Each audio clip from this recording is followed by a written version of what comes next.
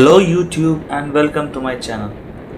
Today I will be talking about the ownership review of my bike KTM RC390. It's a 2014 model. I bought it in December 26th of December 2014 and it's been 2 years 1 month and I think 15,000 plus kilometers since I've been driving this bike. So I thought I'll share my how I feel as an owner of the bike. So I will be, instead of discussing all pros and cons at once, I thought the better way to give a review is to run you through each section of the bike, like city drivability, why did I buy it, my KTM experience, what's the cost of ownership, highway drivability, brakes, and suspension, and all these things, and how has the bike held up in terms of build quality over 2 years of my ownership. So I have put links of each individual description, each individual section in the description. You can just jump onto that, or else you can go through the video as along. So let me start with the very first question, that is, why did I buy it? Well, before KTM RC390 I was driving Yamaha R15 first generation, and it was a properly souped up bike with a big bore kit and high compression piston, camshaft, engine control unit, call everything. I've got it, and it was pretty good. It will hit 130 135 without crouching, and but still I never had that torque feeling, because it's always a problem with the typical small cc bikes, and the narrow tires didn't really give me enough confidence. So then I switched to KTM. Still I was not sure of how it will perform being 373cc single cylinder, because when it comes to a higher cc single cylinder, what hit me in mind is Royal Enfields, and they were not really rev happy. But I am really happy after having this bike, and it just doesn't feel like single cylinder after 4000 rpm. So I'll discuss that later. So yeah, and talking about KTM Experience in brief, it's been really great. And to all those who are thinking how will the KTM service be, and then if you are coming from a Yamaha R15 and whatnot, please don't worry about it. KTM makes sure that its customers are happy, and whenever in doubt, just remember one thing, that please visit KTM only service stations. They are really good professionals and they know their stuff. They are technically good. They deal with you very nicely. They treat you as premium customers. Avoid going to Bajaj plus KTM showrooms or service stations. So there, my 2 cents on that. So starting with the very first thing is, how is the city drivability of the bike, where the bike is going to spend more than 80-90% of its time. So if I have to summarize it, well, it's not so good. Some people might get annoyed because of a few things. First of all, the suspension is tuned for high speed, so it's a bit jittery over bad roads. It's not like, it doesn't feel like iron roads and there's no spring out there at all, but it's not so comfortable in potholes, and you feel every single thing that's coming under the tires. It will not shake your entire body, but you will just feel it. Okay. Second thing is, the seat is a bit very narrow and not got really enough padding in there, so if you're riding on roads with potholes, you might feel a bit annoyed. A third thing is,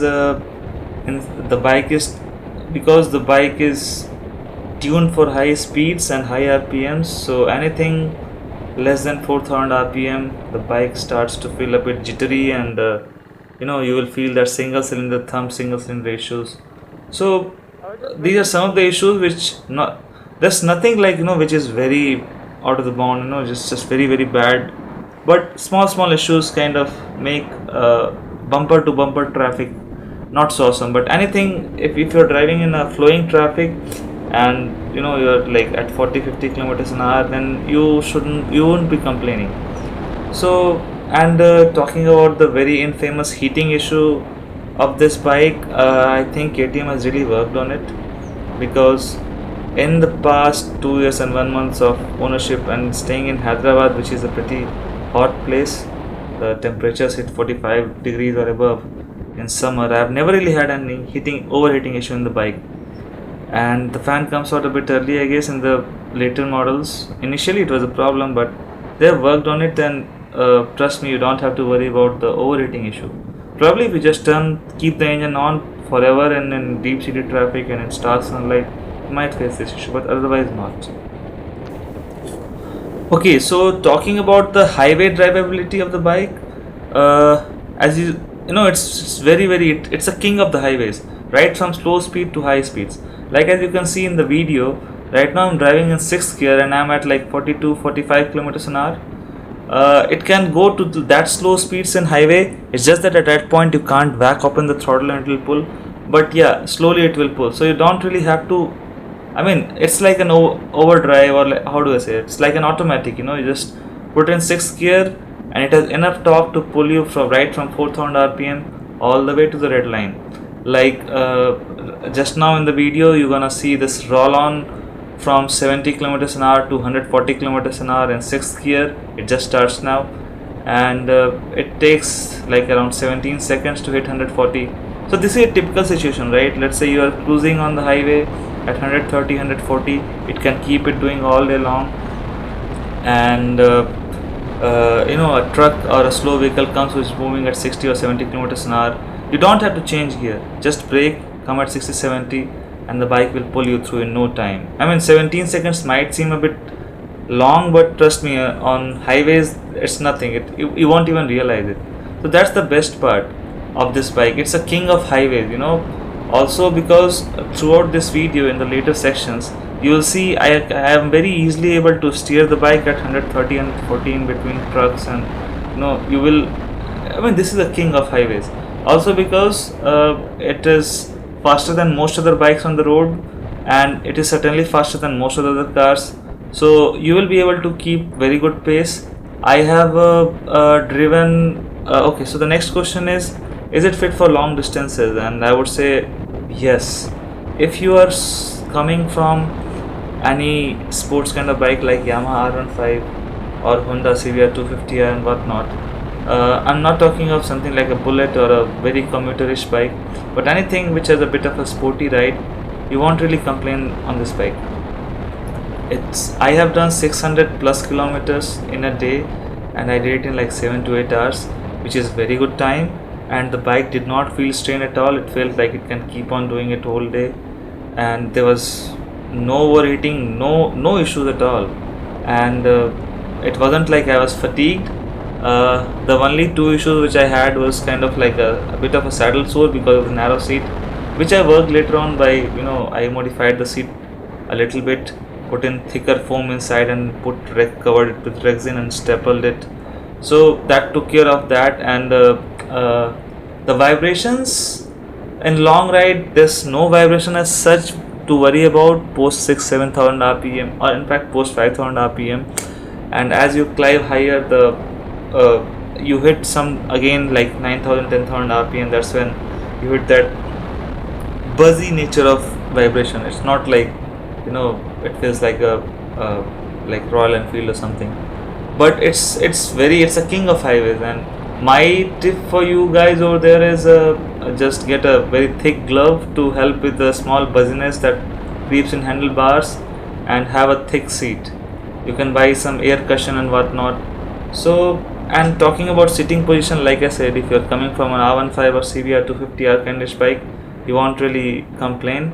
And as long as you're on tarmac, you won't have to worry about suspension. It really instills confidence at high speeds, and you can cut corners. You can drive through traffic at 130 and 40. Only problem comes when you hit very bad patch of road with lot of potholes and all, because the way the suspension is tuned, you will know every single pebble or anything that hits your tire. You will get to know about it.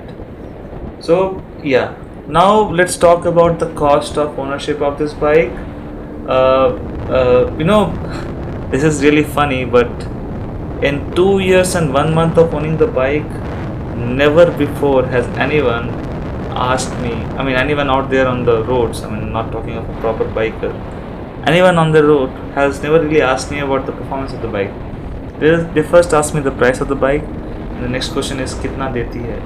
And when the moment they hear 22-25 kilometers per liter, they feel very, very disappointed. They are like, such a costly bike and that's all it gets.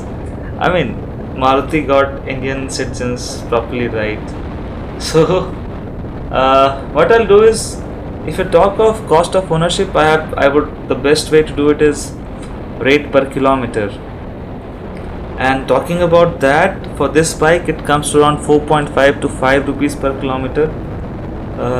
let me just break that for you. So the petrol is like 72 rupees a liter, and bike will give you 23 to 24 kilometers to a liter in mixed city and highway driving conditions. So that's like 3 rupees per liter.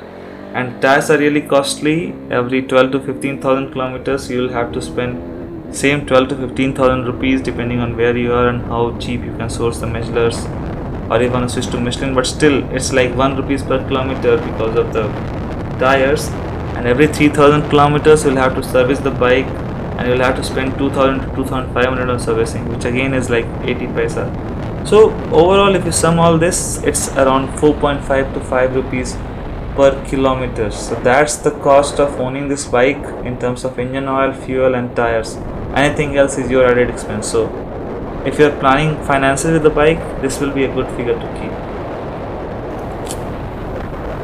Okay, so done with the how much, what's the cost of ownership.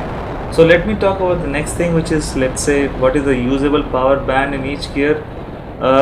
If I have to say that there's a very simple thumb rule.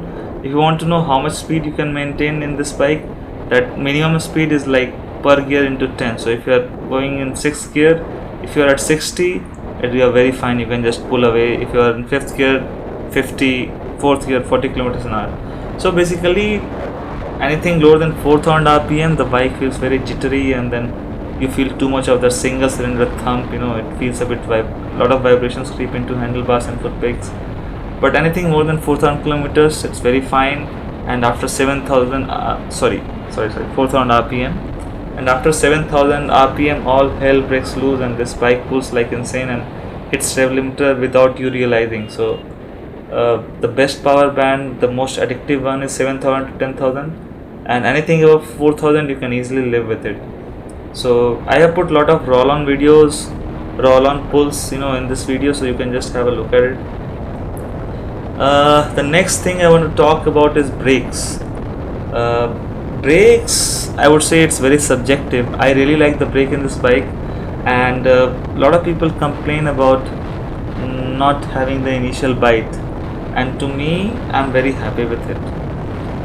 Because in my previous bike, I have upgraded the brakes, and very strong initial bite is very good on dry roads. But when you're on wet roads, and even if you have ABS, trust me, that very first few milliseconds when you apply the brake, and let's say you're at slow speed of 20-30, and the bike front tire locks, and then ABS kicks in that moment is good enough to destabilize the bike. So in this bike, for first 10 or 20% of brake movement, the braking is slow and progressive, and then if you pull in further, the bike really stops very, very fastly. In fact, in this video, at later, I think around 17-18 minutes, or at the end of it, you can see the bike was doing 176 kilometers an hour, and it came down to 100 in like just 3 seconds or 3.5 seconds, which is very good braking.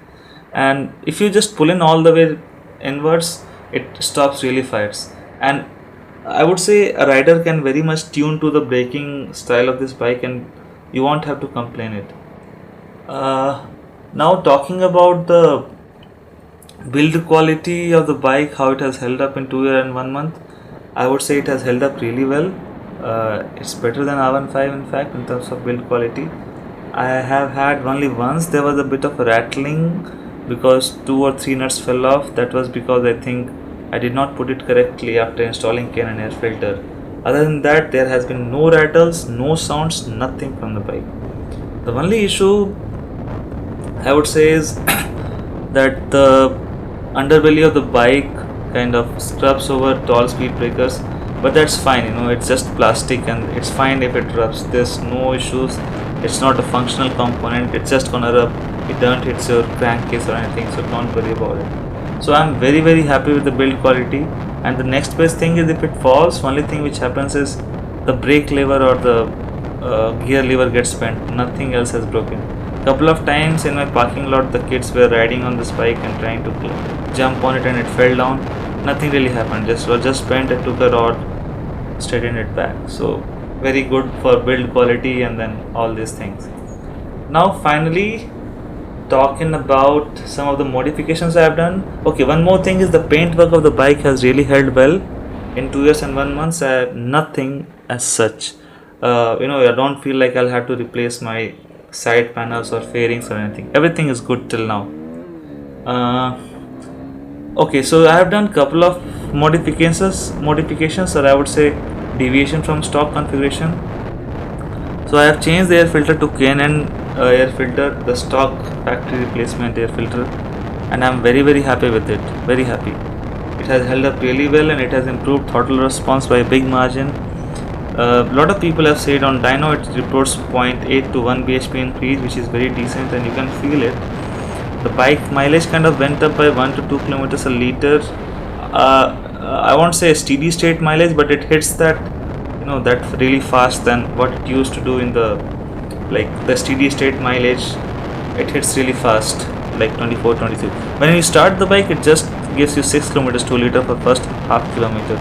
Then it goes to 10, 12, then it goes to 18, and by the time it will hit 22, 24 kilometers a liter, you would have already driven 3 to 4 kilometers on the initial, the factory air filter. But on K&N I can drive a little bit, I can hit that point a little bit faster, so very happy with it. Michelin tire, I have changed to stock replacement for Michelin in the back, 150/60 section tire, and I'm very happy with it. They are much better value for money than Michelin, and I don't really have anything to complain. In fact, I'm all praises. It holds up better in dirt and gravel than Michelin for sure. Only area where it cannot match Michelin is when the road is super super slippery. I have seen those roads only in the parking lots of malls. You never see that kind of smooth road on roads. And if those super slippery roads have water on them, then it has the ABS kicks in a bit early. Other than that, I have cornered hard on this the way I used to do on Mechler, and they have never really let me down. So I'm very very happy with Mechler, and because they are hard compound, they will last much longer than Mechler. So they are very good value for money. They are a bit cheaper. One more thing is, one downside is they take a little longer to heat up, probably after 3 or 4 kilometers. But other than that, I'm very very fine with it.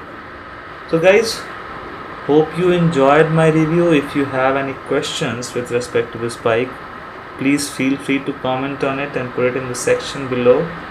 And please subscribe to my channel. I have a group of bikers who I think have all the bikes that are currently available in the market, and I'll be posting a lot of long-term user reviews because I feel that's what actually matters. From a buyer point of view, it's not the review of a brand new factory bike. So I'll be posting a lot of user reviews. So stay connected, enjoy, like, subscribe, share. Ciao ciao, bye bye. Have a nice day.